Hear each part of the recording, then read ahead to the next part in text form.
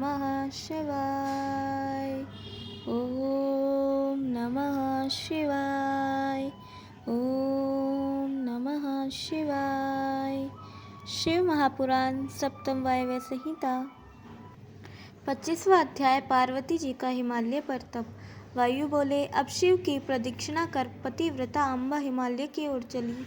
फिर तपोवन में जाकर परम पवित्र तपस्विनी का रूप धर लिया और संकल्प कर परम दुष्कर तप किया। सर्वदा अपने पति के चरण कमलों में मन जोड़ा। शनिक लिंग का ध्यान कर बाह्य विधान भी किया। उन्होंने कहा, ब्रह्ममूर्ति में मुझे शिवजी ही प्राप्त हो। ब्रह्मा जी मेरे मन की अभिलाषा पूर्ण करें। तब इस प्रकार कितने ही दिन तप करने के बाद उनके स्थान में से एक बड़ा ही दुष्ट व्याघ्र आया, परंतु उनके समीप आते ही वह चित्रवत स्तब्ध हो गया। वह रात दिन उनके आगे खड़ा उन्हीं की उपासना करने लगा। पार्वती ने सोचा, यह तो मेरा उपासक है, दुष्ट जीवों से रक्षा कर रहा है। इससे उन्होंने उस पर कृपा की। उनकी कृपा से उसके सारे पाप दूर हो गए। वह बड़े भाव से परमेश्वर की सेवा करने लगा। इसी समय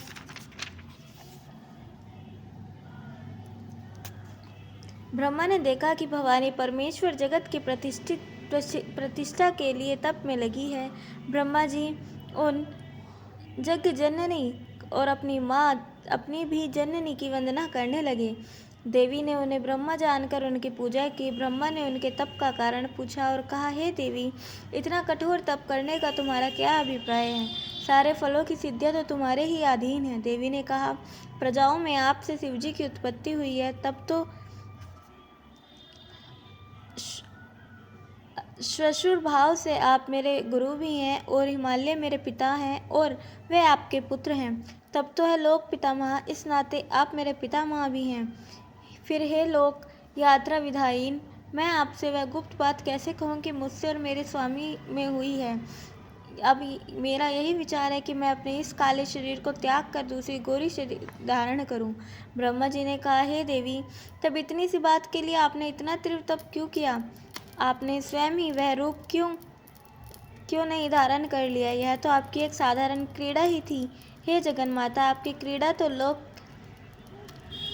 हित्याय होती है। शुभ निशुभ दो दैत्य मेरे द्वारा वर पाकर मत हो देवताओं को कष्ट दे रहे हैं। तुम्हारी विसृजित शक्ति से उनकी मृत्यु होगी।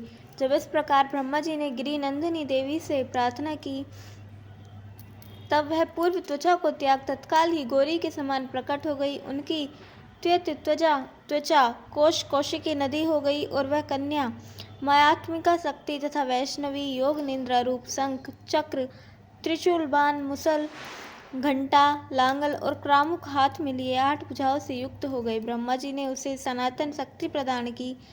शुंभ निशुंभ महाबली दैत्यों के मारने में समर्थ किया। ब्रह्मा जी ने उन परम शक्ति के लिए प्रबल सिंह का वाहन दिया। वह माता ब्रह्मा को प्रणाम कर दैत्य इंद्रों को मारने के लिए विंध्याचल में आई। वहां युद्ध कर उन्होंने दोनों दैत्यों का वध किया। 26वां अध्याय। व्याघ्र गति वर्णन। वायु बोले, इस प्रकार कौशिकी को उत्पन्न कर गौरी ने ब्रह्मा से कहा, हे पितामह, क्या आपने मेरे इस उपासक शार्दुल को भी देखा है? देखिए, यह मुझ में ही मन लगाए अनन्य बुद्धि से मेरा कैसे भजन करता है।